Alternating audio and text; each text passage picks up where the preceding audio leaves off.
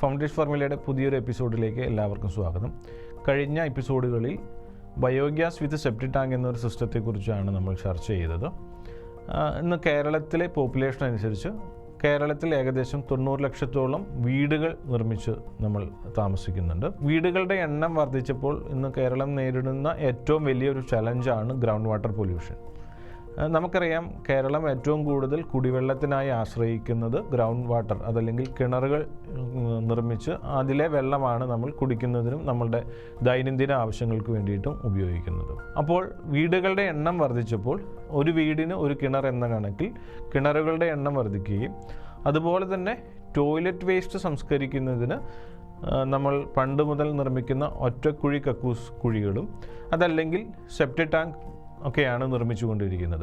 പക്ഷേ വീടുകളുടെ എണ്ണം വർദ്ധിച്ചപ്പോൾ കിണറുകളുടെയും സെപ്റ്റിക് ടാങ്കുകളുടെയും എണ്ണം വർദ്ധിക്കുകയും നമ്മുടെ കേരളത്തിലെ കെട്ടിട നിർമ്മാണ ചട്ടം അനുസരിച്ച് ഒരു സെപ്റ്റിക് ടാങ്കും ഒരു ഗ്രൗണ്ട് വാട്ടർ സോഴ്സും തമ്മിൽ 20 മീറ്റർ ദൂരപരിധിയായിരുന്നു ആദ്യകാലങ്ങളിൽ ഒരു ബിൽഡിംഗ് പെർമിറ്റിന് ആവശ്യമായി ഉണ്ടായിരുന്നത്.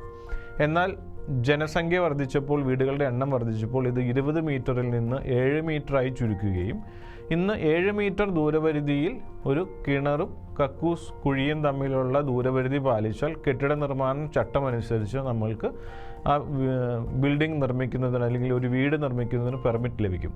എന്നാൽ കേരളത്തിലെ മണ്ണിൻ്റെ ഘടന അനുസരിച്ച് ഈ 7 മീറ്റർ ദൂരപരിധി എന്ന് പറയുന്നത് മഴക്കാലത്ത് കിണർ വെള്ളവും സെപ്റ്റിക് ടാങ്കിലെ വെള്ളവും ഒരേ നിരപ്പിൽ വരികയും സെപ്റ്റിക് ടാങ്കിൽ നിന്നോ അതല്ലെങ്കിൽ കക്കൂസ് കുഴിയിൽ നിന്നുള്ള ടോയ്ലറ്റ് വേസ്റ്റിൻ്റെ കണ്ടൻസ് നമ്മുടെ കുടിവെള്ളമായിട്ട് കൂടിക്കലരുന്നതിനുള്ള സാധ്യത വർദ്ധിച്ചിരിക്കുകയാണ്. ഇതുമൂലം ഇന്ന് കേരളത്തിലെ 80% കിണർവെള്ളം പരിശോധിച്ചിട്ടുണ്ടെങ്കിൽ അതിനകത്ത് ഈക്കോളി തൽഫലമായിട്ട് കോളിഫോം ബാക്ടീരിയയുടെ പ്രസൻസ് ഇന്ന് വെള്ളം പരിശോധിക്കുമ്പോൾ നമുക്ക് കാണാനായിട്ട് സാധിക്കും. ഇത് വലിയ ആരോഗ്യ പ്രശ്നങ്ങൾ ഉണ്ടാക്കുകയും അത് നമ്മൾ കക്കൂസ് മാലിന്യം കലർന്നിട്ടുള്ള വെള്ളം ആണ് കുടിക്കുന്നത് എന്നുള്ളൊരു സാഹചര്യത്തിലേക്ക് എത്തുകയുണ്ടായി. ഇത് വളരെ ഗൗരവത്തോടു കൂടി കാണേണ്ടതായിട്ടുള്ള ഒരു സാമൂഹിക പ്രശ്നമാണ്. കാരണം പ്രകൃതി നമുക്ക് സൗജന്യമായി തരുന്ന വെള്ളം എന്ന് പറയുന്ന ഒരു റിസോഴ്സ് നമ്മളുടെ മിസ്മാനേജ്മെൻറ്റ് കൊണ്ട്, നമ്മളുടെ തന്നെ ഹ്യൂമൻ വേസ്റ്റ് കൊണ്ട് പൊല്യൂട്ടായി ആ വെള്ളം നമ്മുടെ ദൈനംദിന ആവശ്യത്തിന് ഉപയോഗിക്കുക. ഇനി അതങ്ങനെ പൊല്യൂട്ടഡ് ആയിട്ടുള്ള വെള്ളം ശുദ്ധീകരിക്കുന്നതിന് പ്യൂരിഫയർ സിസ്റ്റമോ അല്ലെങ്കിൽ വാട്ടർ ഫിൽട്ടർ സിസ്റ്റം വയ്ക്കുന്ന ആ ഒരു കൾച്ചറിലേക്ക് മാറിയിട്ടുണ്ട്.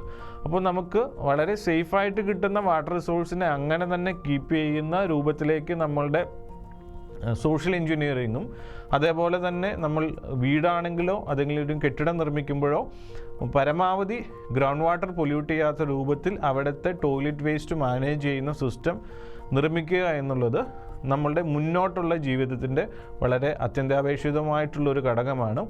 അതല്ലെങ്കിൽ പണ്ട് നമ്മൾ നാരായണത്ത് ഭ്രാന്തൻ്റെ കഥ കേട്ടതുപോലെ തന്നെ ശുദ്ധജലത്തെ നമ്മൾ കക്കൂസ് മാലിന്യം കൊണ്ട് മലിനമാക്കി പിന്നീട് ആ മലിനജലം സംസ്കരിക്കുന്നതിന് ഫിൽട്രേഷൻ സിസ്റ്റം വെച്ച് വെള്ളം ശുദ്ധീകരിച്ച് കുടിക്കുന്ന രൂപത്തിലേക്ക്, അത് ഒരിക്കലും പ്രകൃതി നമുക്ക് തരുന്ന ശുദ്ധജലത്തിന് തുല്യമായ രൂപത്തിലേക്ക് ഒരു പ്യൂരിഫയർ സിസ്റ്റത്തിലൂടെ നമുക്ക് ലഭിക്കുന്ന വെള്ളത്തെ മാറ്റിയെടുക്കുന്നതിന് പരിമിതികളുണ്ട്. അപ്പോൾ ഏറ്റവും അത്യാവശ്യമായിട്ട് ചെയ്യേണ്ടത് വരുന്ന തലമുറയ്ക്ക് ഈ ശുദ്ധജലം ഉപയോഗിക്കാവുന്ന രൂപത്തിൽ നമ്മൾ ഇന്ന് കെട്ടിടങ്ങൾ നിർമ്മിക്കുമ്പോൾ അവിടുത്തെ ടോയ്ലറ്റ് വേസ്റ്റ് മാനേജ് ചെയ്യുന്ന രൂപത്തിലേക്ക് മാറുക എന്നുള്ളതാണ്. അതിനുള്ള ഒരു പരിഹാരമാണ് ബയോഗ്യാസ് വിത്ത് സെപ്റ്റിക് ടാങ്ക് എന്ന് പറയുന്ന ഒരു സംവിധാനം. Northam's leading to zero waste.